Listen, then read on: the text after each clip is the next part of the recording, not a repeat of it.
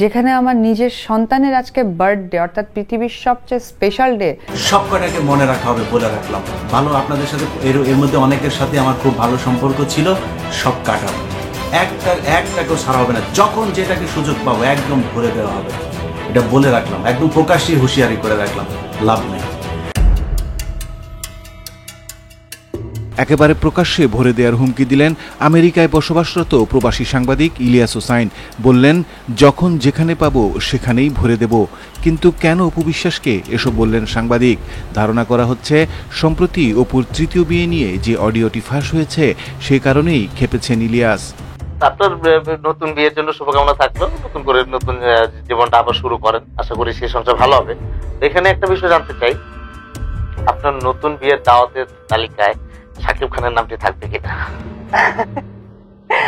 দেখেন, দাওয়াতের তালিকায় আমার পছন্দের প্রত্যেকটা মানুষও থাকবে, তার মধ্যে সেও বাইরের কেউ না, সেও আমার পছন্দের মানুষ।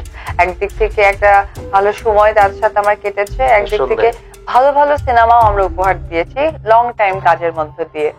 এখন যদি মনে করেন, আমি তো ডেফিনেটলি প্রত্যেকটা মানুষকেই বলবো যে সবাই সবার জায়গা থেকে আসো, কারণ সেইটাকে কতটুকু পজিটিভ নিয়ে আসবে এটা তার দায়িত্ব, এটা আমি বলতে পারবো না।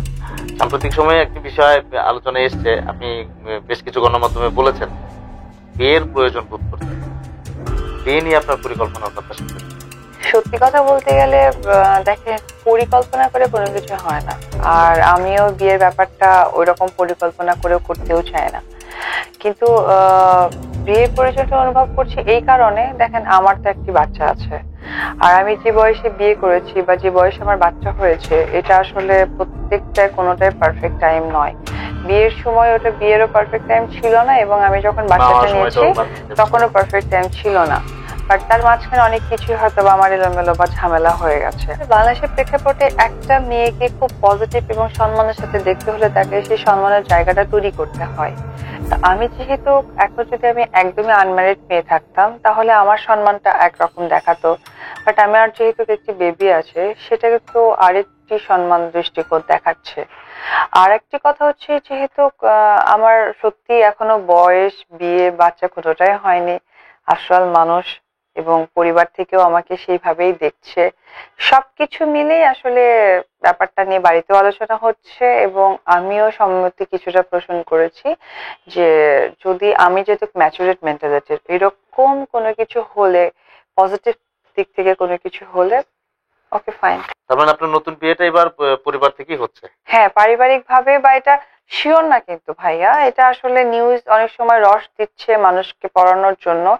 সেটা আমরা আপনার কাছে সেটাই শুনতে চাই যে বিয়ে নিয়ে আসলে আপনি অরিজিনাল এখন না, আজকেও না, কালকেও না, হয়তো বা কখন হবে আমি নিজেও জানি না, তবে পরিকল্পনা হচ্ছে, এই ব্যাপারে আমারও মত আছে, এটা হচ্ছে আসলে। আপনি প্রয়োজনটা বোধ করেন যে এই মুহূর্তে একটা বিয়ে হলে আপনার মানে আমার একটা সেটেল লাইফ দরকার। এখানে আমরা আরেকটা বিষয় আলোচনায় আনবো। আপনি একটু আগে বলছিলেন যে আপনার যখন আপনার বিয়ে হয় সেটা আপনার বিয়ের মানে পারফেক্ট টাইম ছিল না। আপনার একজন মানে যথেষ্ট চেনা জানা এবং ভালো বন্ধু ছিলেন শাকিব খান, তো অনেকটা সময় নিজেদের ভেতরে চেনা জানার মধ্য থেকে আপনারা বিয়েটা করেছিলেন। খুব একটা চেনা জানাও ছিল না, একটা সিনেমা করেছিলাম, একটা সিনেমার পরেই আসলে আমি এসএসসির পরপর সিনেমায় ঢুকি, অনেক ছোট ছিলাম।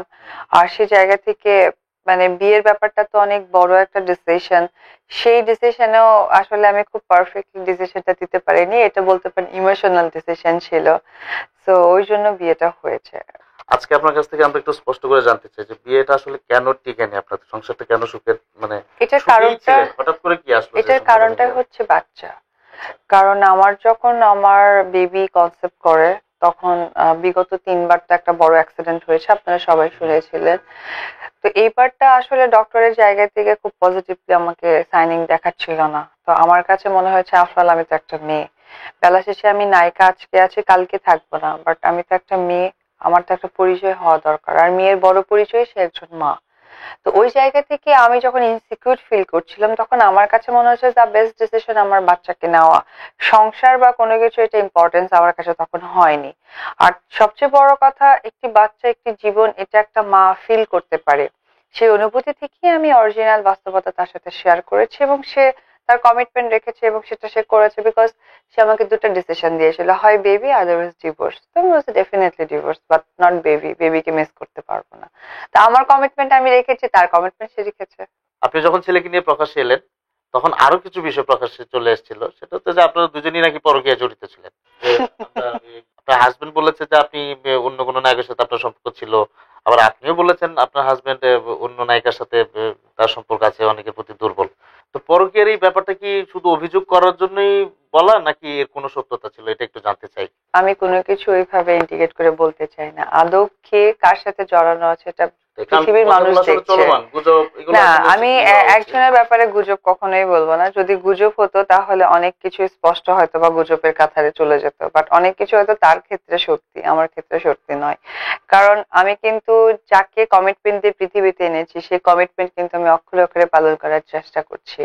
কারণ আমি একজনকে কথা দিয়েছিলাম যে তোমাকে পৃথিবীতে আমি জন্ম দিব, পৃথিবীর আলোও দেখাবো, তোমাকে একটা সুন্দর পরিচয় দিব।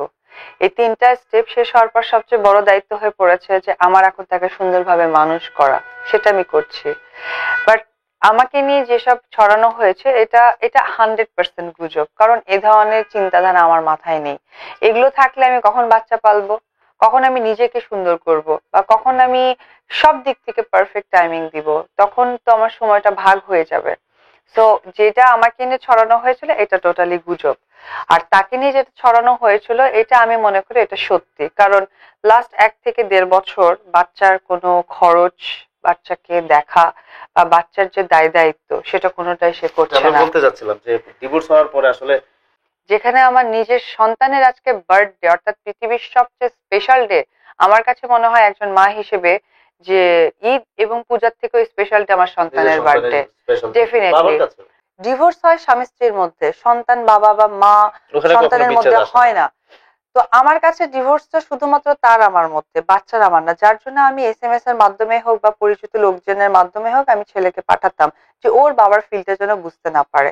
হ্যাঁ, অনেকের বাবা তো দেশে বাইরে থাকে, সো কন্টিনিউ দেখা হওয়ার দরকার নেই, 2-4 দিন পর পর দেখা হতে পারে, এবং ছেলেকে নিয়ে যেন কোনো খাতা কলম প্রেস না আসে। এটা আমার জন্য যতটুকু লজ্জা ছিল ওর জন্য এটা কষ্টের হবে। তো এই চিন্তা করে আমি সবকিছু একটু ম্যাক্সিমামই আমার মতো করে পজিটিভলি নিতাম। আমি আমার শ্বশুর শাশুড়ি বা আমার বাড়ির ওরা যারা, তাদেরকে আমি মনে প্রাণে বিশ্বাস করি না। কারণ তারা আমার জয় পেটে থাকতে, মানে আমি জয় হবে তখন তো তা জানতাম না, ও পেটে থাকতে তারা আমাকে কখনোই পজিটিভলি একটা টেক কেয়ারের ব্যাপারটা সে করতো না।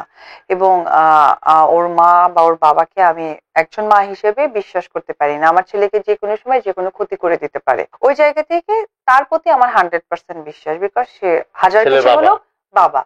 তো ও আমার যেমন তার প্রতি একটা ভালোবাসা বা একটা সাপোর্ট আছে, 100% আমার থেকে কোনো অংশে কম তারও নেই। আসলে আমার কিছু বলার নেই, আমি খালি এটুকুই বলি আমার সাথে যেটা করেছে করুক, বাচ্চার সাথে যেন মিথ্যে বা নিজেকে ভালো প্রকাশ করা এটা আসলে বুদ্ধিমানের কাজ নয়। কারণ আজকে নিউজ এটা রেকর্ড করছে, কালকে বাচ্চা যখন অরিজিনালি ফিল করতে পারবে তখন কিন্তু কোনো পোর্টাল দিয়ে কাজ হবে না।